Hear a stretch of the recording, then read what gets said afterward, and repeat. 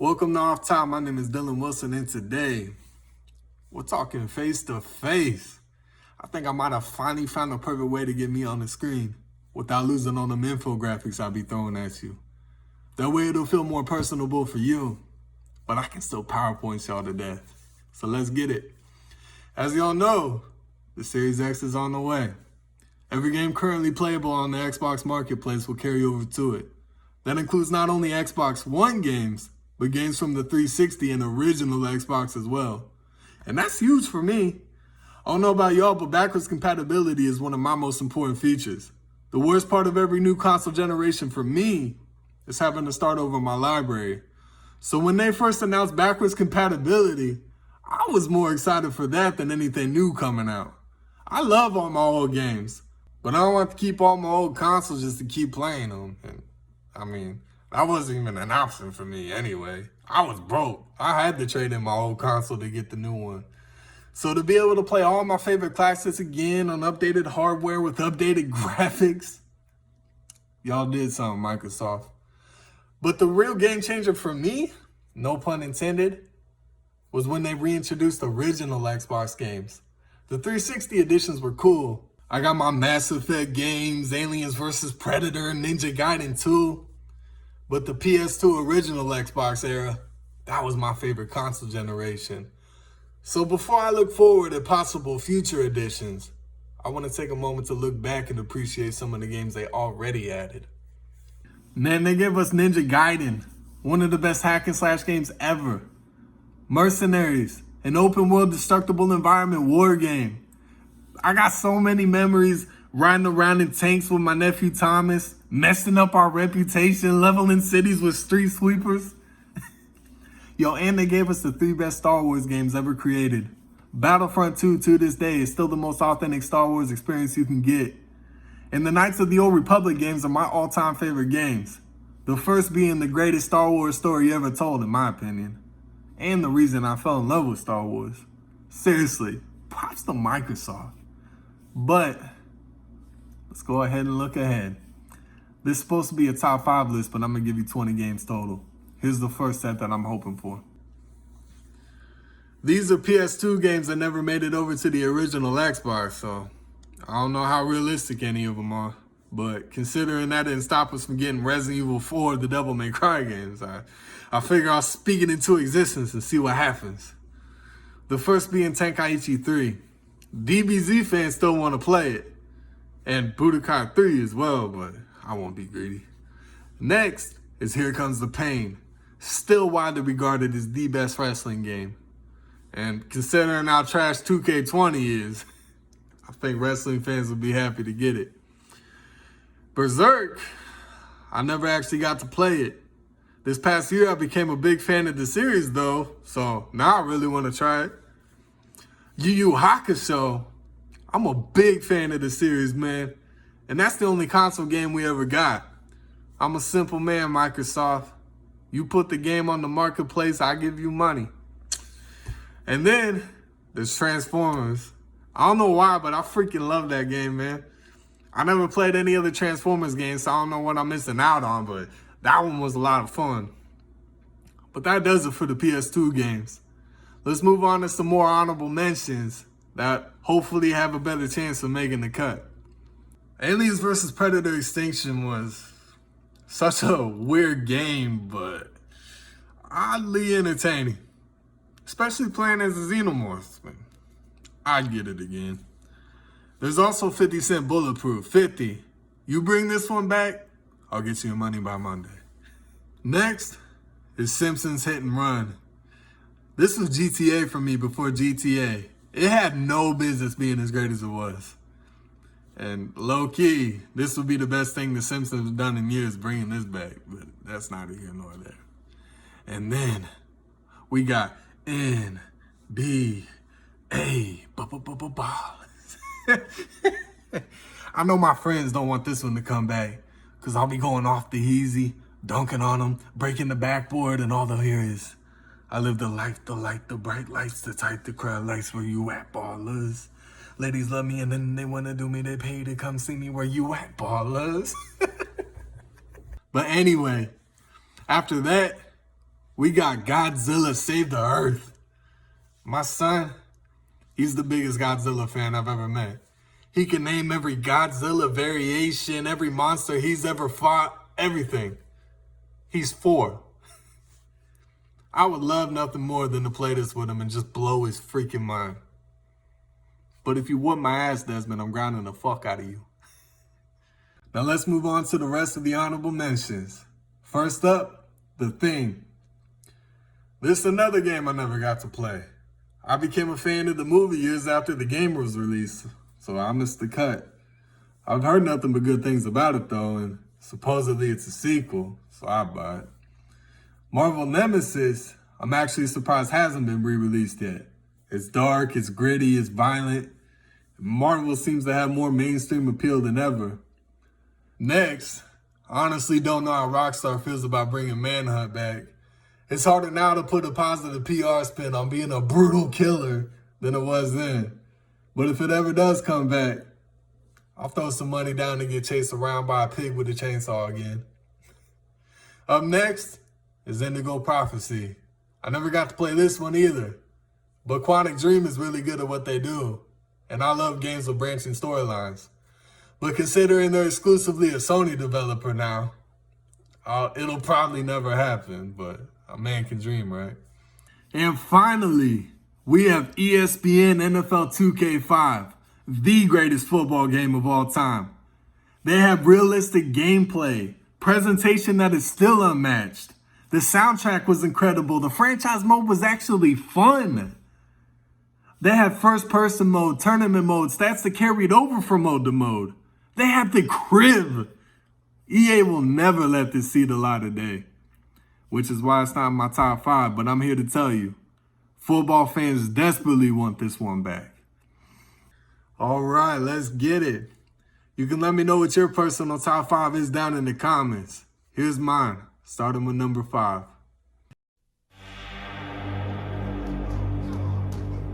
A battle raged at the end of the first tournament.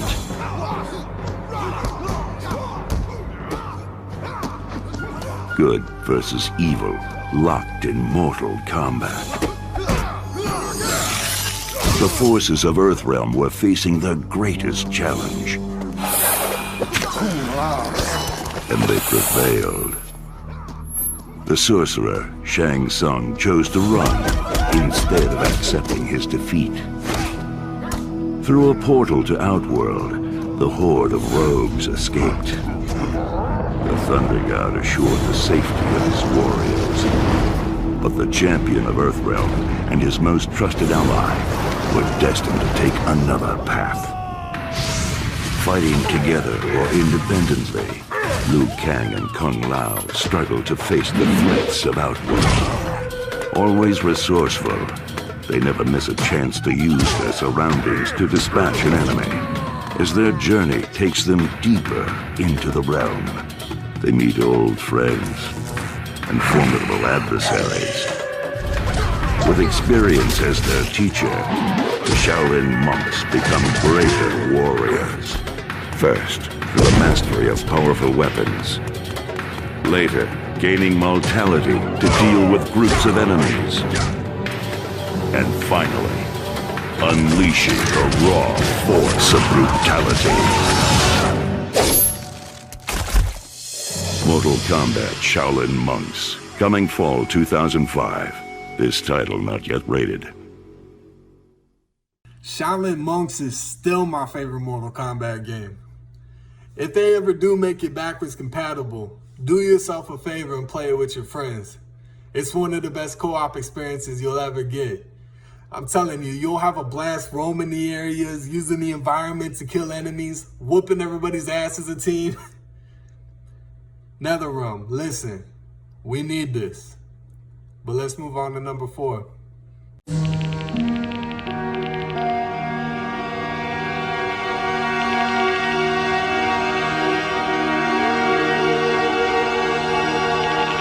Follow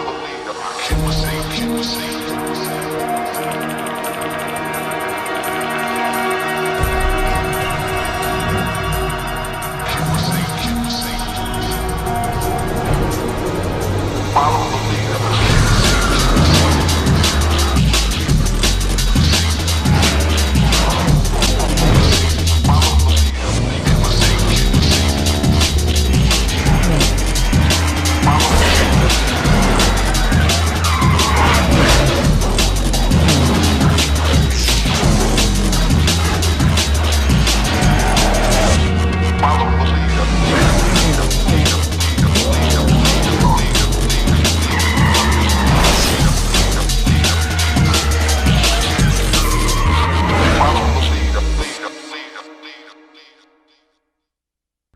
Look, I don't want to hear nothing about Forza, Gran Turismo, Need for Speed, none of that.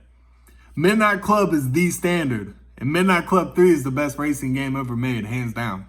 The gameplay, the open world racing, the cities themselves, even the customization and the soundtrack. Everything about it is top tier. I don't know why Rockstar is sitting on this franchise, but if they make this one backwards compatible, I won't even complain. On to number 3. Given the choice, whether to rule a corrupt and failing empire, or to challenge the fates for another throw, a better throw against one's destiny, what was a king to do?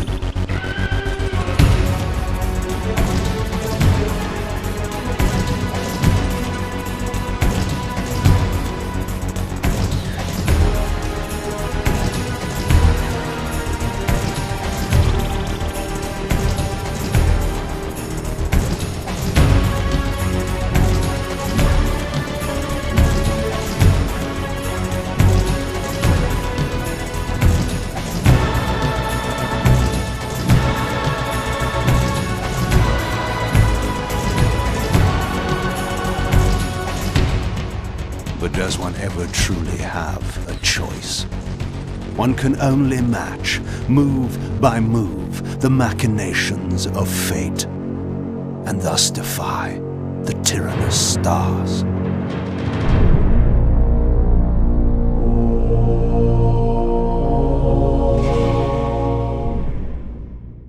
Legacy of Kain Defiance was so ahead of its time, man. A vampire game by itself is a cool concept, but it was so much more than that. They tackled fate, free will, morality, time travel, and they did it within this dark hack and slash puzzle solving game. It was a philosophical masterpiece, and the voice acting was incredible too. It didn't get the appreciation it deserved at the time, but there's an audience for it now. This is the prime example of a game that would benefit from a re-release. Reintroduce it to the world, that way you can establish the groundwork for a sequel or a remake. It makes business sense. But let's see what's behind door number 2.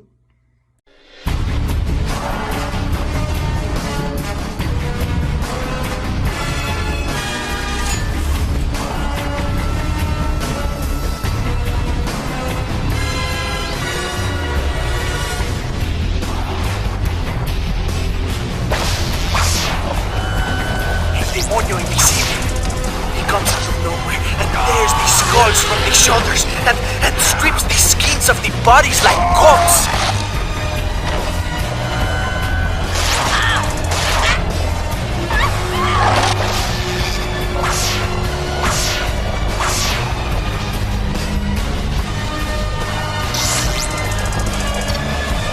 Open wide.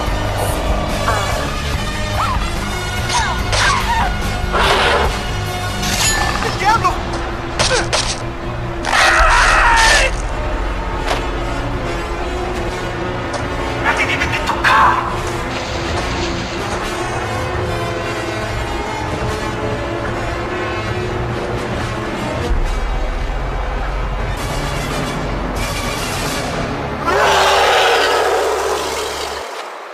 Remember when I said Battlefront 2 is the most authentic Star Wars experience you can get? Concrete Jungle is the most authentic Predator experience you can get.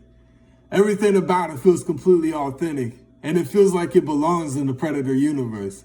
As great as that Aliens vs. Predator game on the 360 was, this was even better.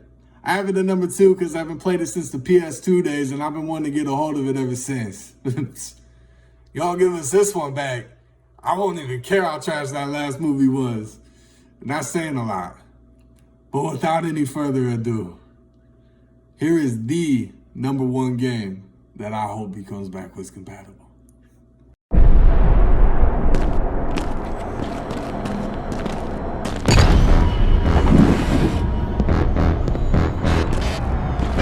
Let's do it, huh?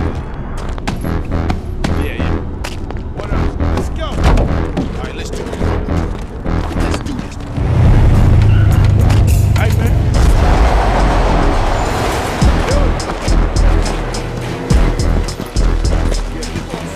Right now.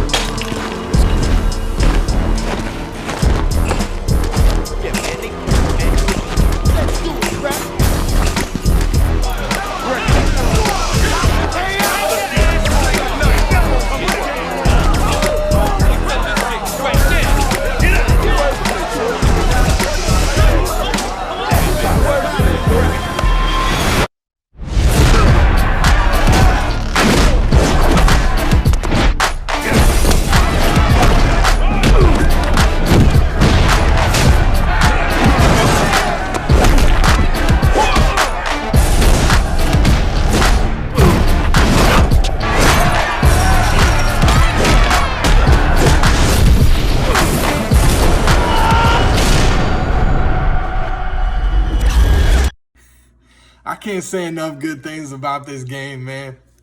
Def Jam Fight for New York is so unlike anything you'll ever play. The whole concept of using real-life rappers as prize fighters is brilliant. Their likeness in the soundtrack is probably what's holding up the re-release, but it was published by EA, the biggest video game publisher in the world. If anybody can pull some strings and get this one back, it's them. And in the game, you fight to take over clubs so you can earn the respect of your crew. But every step of the way, fucking Snoop Dogg tries to sabotage you. You get to customize the way you look, how you sound, what you wear, who your girl is, your fighting styles, what your finishers are, everything. It takes this whole wrestling game engine and puts this over-the-top brutal twist on it.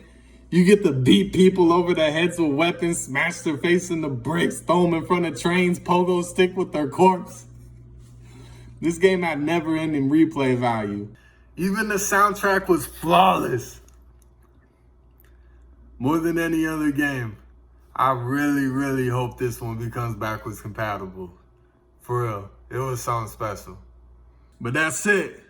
And look, I know what games become backwards compatible are largely up to the developers. And there's many other outside factors that go into it as well.